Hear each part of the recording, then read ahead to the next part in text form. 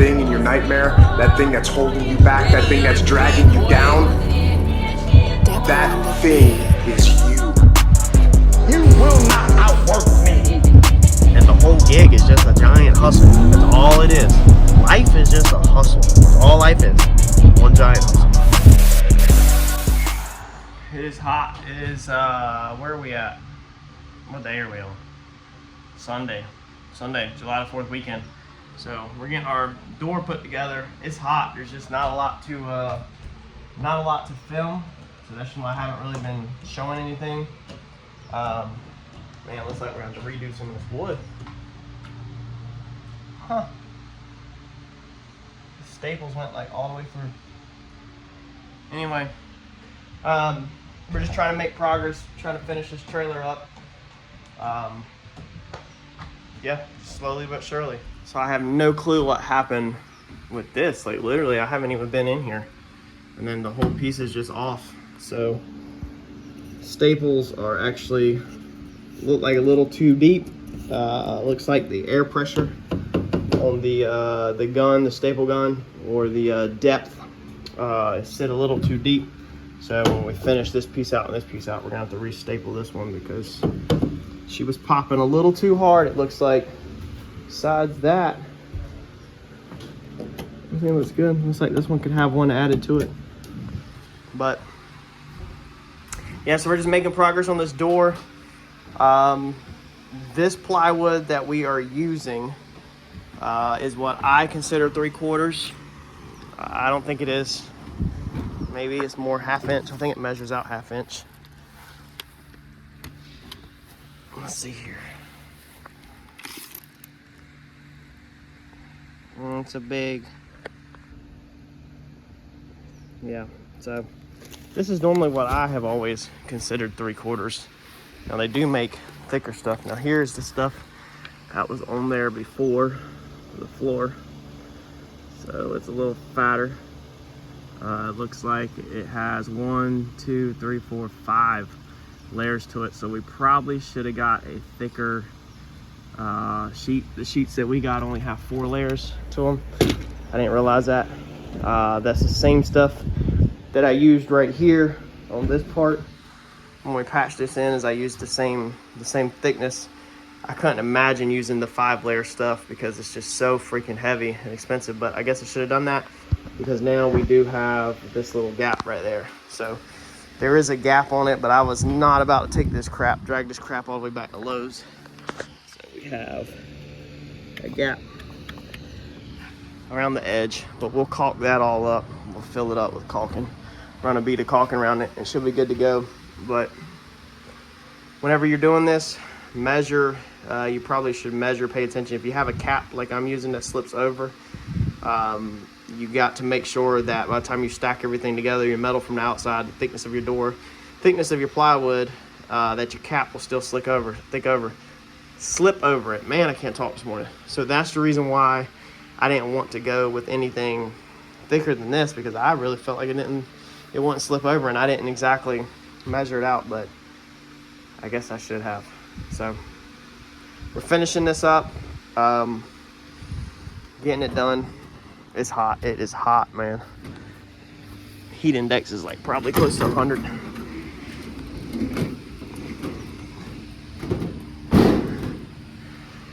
Turned out pretty good though. You can see in the camera the wrinkles. It's got a wrinkle down there. I got the wire poking out for license plate, so my work didn't turn out perfect, but I tried. But it's not the end of the world. It's a budget build. So we're gonna finish these caps on the side. We gotta run a piece across the bottom. It's kind of what I was trying to focus on. Now I screwed my outside up tight first. Did my outside, because obviously this is cosmetic. This is what you can see on the outside. Door still doesn't sit in there perfectly square. It is too tight that way, so it's still dragging like it was when I bought the trailer. I'm not sure if the trailer being on the hill is kind of leaning just a little bit this way and twisting the frame. I don't think it is. Normally this thing is pretty solid. I think it's just the trailer doors out of square. And when I welded it up, I didn't exactly exit out like I told everybody you should. So I kind of just started rocking and rolling. I actually, when I put my braces in my corners, I did literally push the whole door over this way and then welded everything in so that it would hold. And then when I let go of it, it literally just went right back to where it was. So it's just gonna be what it's gonna be. It's gonna drag a little bit up here. It drags on these screws right here. We're probably gonna grind them down just a touch to help it clear, but it's a budget build. I'm not trying to spend a ton of time on it. So that's what we're doing, is trying to get this thing wrapped up to get it out of here. I wanted to get the door done before it got too hot. It's about 1 o'clock. And we're gonna move forward with cabinet doors, get the winch in place, and start running the 12-volt wiring. I gotta get the battery in here, stuff like that, because I'm over this trailer build, y'all. Over it, ready to get it out of this yard and get my other one sold. All right, so y'all bear with me on the fan noise. It is crazy hot out here, so we're gonna try to knock these cabinet doors out. Here is the hinges we're using. There's the part number I got from Lowe's. I got these long ones because it was just more bang for the buck, so it was more linear feet for the buck. I cut my first one down with a cutoff wheel, and we are gonna go ahead and mount this thing on here with the screws that are included. Now, a couple things you gotta think about when you're doing cabinet doors. There's gonna be a winch here. It's gonna be a winch cable like that. So I want this door to open like this to the winch cable. So if I'm standing right here coming in here and there's a winch cable strung to hold the car and I need to squeeze in there to get something out, I can at least open it up to about right here and be able to reach in there and get it out. I don't want it open this way because then I got to kind of fight, like it's just impossible to get in there. So you need to kind of think about your layout, what's going to be in the way if you need to get inside that cabinet. That's going to determine which way your doors open. Now I want these doors to open like this towards me. Okay, so I want them to open like this. And the reason why, we're not going to do that, but the reason why I want them like that is because if they come accidentally unlatched going down the road and they go like this, there's going to be a car here. So the top one wouldn't really touch the car, but the bottom one could come open and then hit the car and then be riding the car, bouncing up and down with the cabinet door sitting against it and scratching the paint up. However, then when you're working at the workbench right here, if you need to get something out of here, then it's opening towards you. So it's going to be a pain in the butt if it's open like that. So you really want it open like that so you can get stuff in and out when you're working right here. So I'm going to go against my better judgment, and I'm going to have this thing open up towards the car and just hope that that situation never happens. But I just wanted to kind of point that out. You can put safety latches, all kinds of stuff to obviously keep your cabinet doors closed while you're going down the road, but I don't really want them on my cabinet doors. I'll show you the latches I got here in a second. Let's get these hinges mounted up. All right, well, I think my luck is just flat out ran out. This is probably the time that you need to just quit and go hang out inside and stop. So I cut my doors wrong. They're like 3/4 of an inch too short. I didn't account for the hinge. So you have to set the door back enough to account for the hinge. So I've had to change the hinge mounting up to the not ideal way. We can work around it. Then on top of that, the cabinet doors, I had them, they were dry, laying on top of each other. I guess it got so hot in here that the little runs on the edge of the cabinet, these little runs right here on the edge where I made it way too wet, okay? Tons of buildup. Where they were sitting on top of each other, it took some of the finish off. So I have to refinish the front of the cabinet to fix that. So not a huge thing, sand it down one afternoon, stain it, blend it out, and refinish it. But yeah, the big one, thank God, didn't do it, but these two small ones, both of them have to be redone. So this is the way the hinge is done. Missed a screw there, but it is actually screwed into the plywood, into that. So you never want to go into the side of plywood because there's no strength there. Now it is pinched between all of this. I actually had to take the fine saw, my little trim saw, and trim it so that the hinge can sink up in there, because if not, it wouldn't have worked. All right, so if you're gonna mount a hinge like that, you're gonna screw it through the face, and then your cabinet door is gonna be screwed to this. So this would be open, this would be closed. That way you don't see nothing but this edge. That's all you wanna see. You don't wanna see the screws. Then you have to account for the distance from right here where my finger's at over to there, the overlap, okay? The same amount of overlap. I didn't account for that. So when I try to mount it like this, I was short on the opposite side. So that's why I've had to mount it like that, to get it so that it covers, and so that all you see is that little hinge right there, and everything looks acceptable. I'm gonna put a safety catch on here because the door kind of moves around, as you can see right there with the fan blowing on it.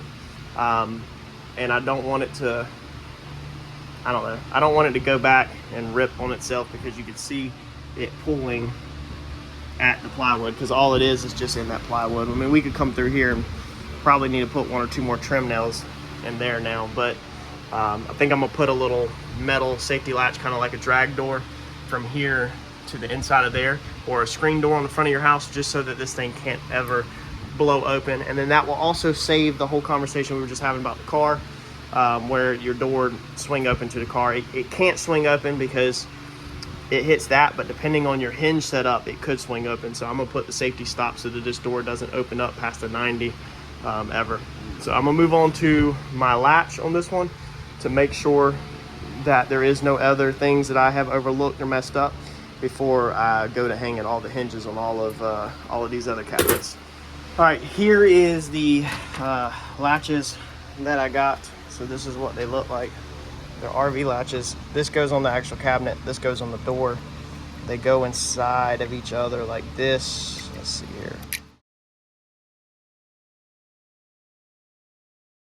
It's hard to do this thing one-handed. And go like that, okay? When you put them on, what you'll do, as you can see, I got this one on, and open up, and they latch shut. There's no handles or nothing like that on it. You just grab it at the top, hopefully. It's got a pretty good grip on it. Hopefully it stays shut. So I've had to fur out, shim out the inside right here, because this piece, obviously, where did my example go? It can't go like that, okay? And it can't be mounted out to here. This piece has to be flush with the outside like that, so that since this is mounted to the back of the door, that way when the door is closed, it's flush with that. So you got to set it back in there, meaning I had to come in here and fur this out with some scrap blocks, shim it out to get that right. Now what I did to set the depth was I put it together like this, and then I made it so that it's flush right here at my thumb on the outside, okay? And then that tells you where your screw holes are going to be. You put your screws in this one right here, because that adjusts it where it can slide in and out. Once you have the adjustments done, then you can come back and add 2 more screws to that to lock it in so it doesn't move. Once you have that set, then what I do is I put tape, as you can see, like this. And when this is on there, I mark the top of this over to my tape, mark the top of this over to my tape.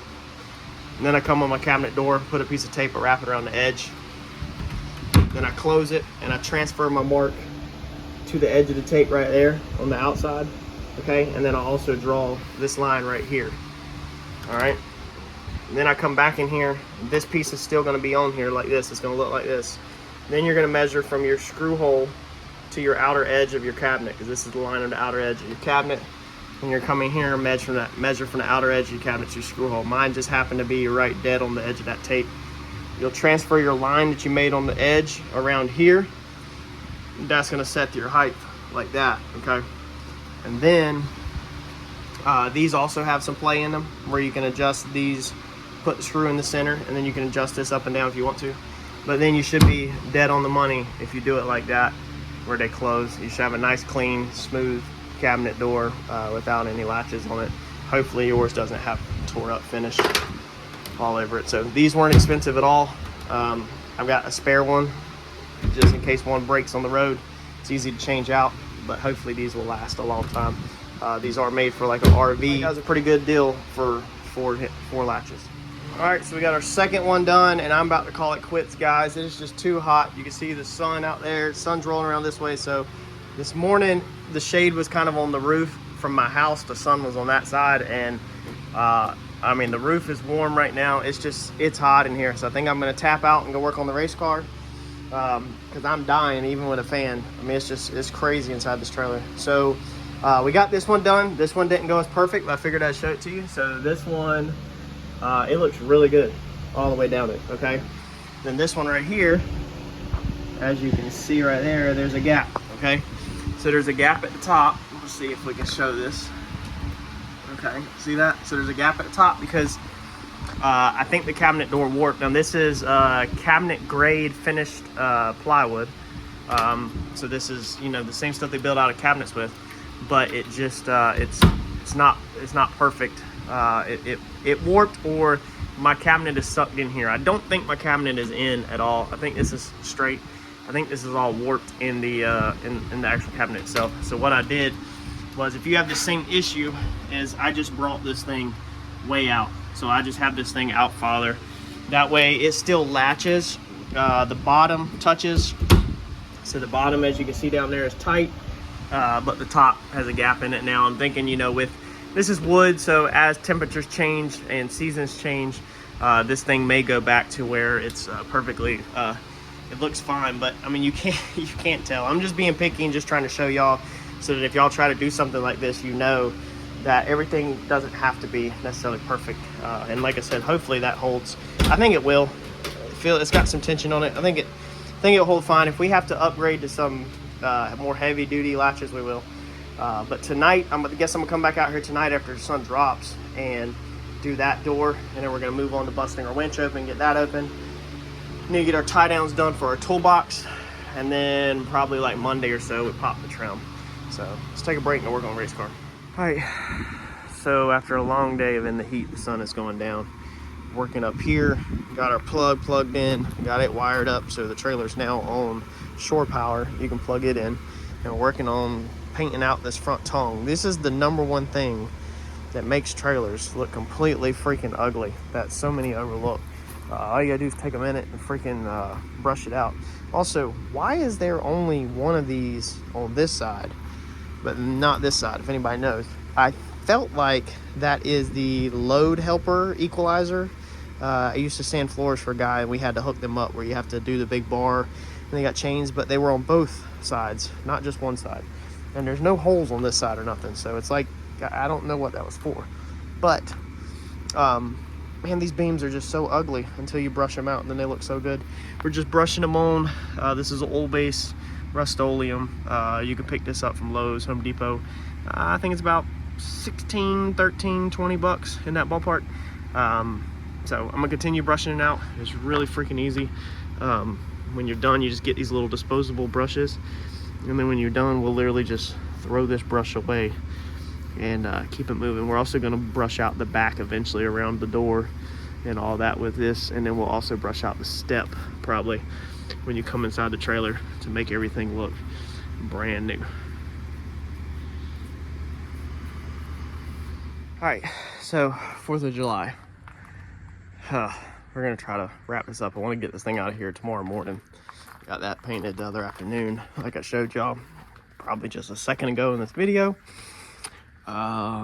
We got a lot of this stuff painted out.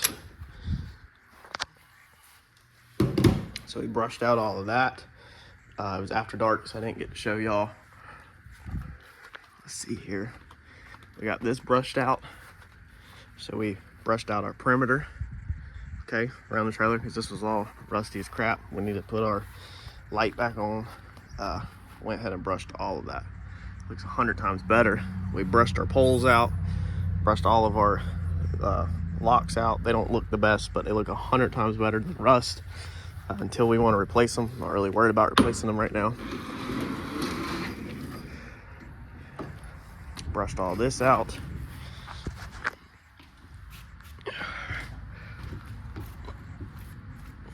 So all that got brushed out. I mean, it looks a lot better. So this is like kind of like my final push today on this thing. Even though it's really hot, I guess we're gonna drag out the compressor, finish popping up our trim. We got our winch hooked up. We don't have our battery here yet because I think I'm gonna pull it out the race car. I think that's the one I'm gonna use in here. We've mounted all of our winch things in here. We're gonna put the battery right there, so we'll tie that in. We're gonna take the wireless controller out the other trailer. I'm gonna just include the normal controllers.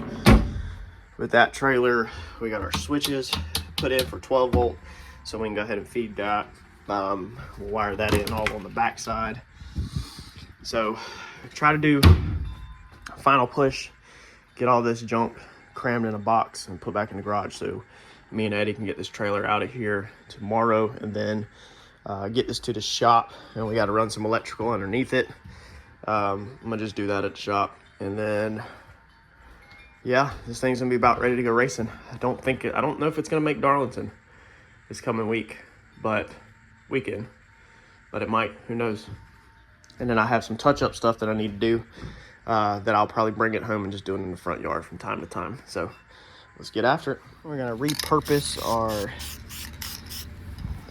latches, a little bit of spray paint. And this is not exactly my favorite trim and bumper paint, but this is just what I got here for right now. Once I get the other trailer sold, I'd like to go through and replace all of these handles and all of this hardware with new stuff. But to get us up and rolling, that's what we're gonna do.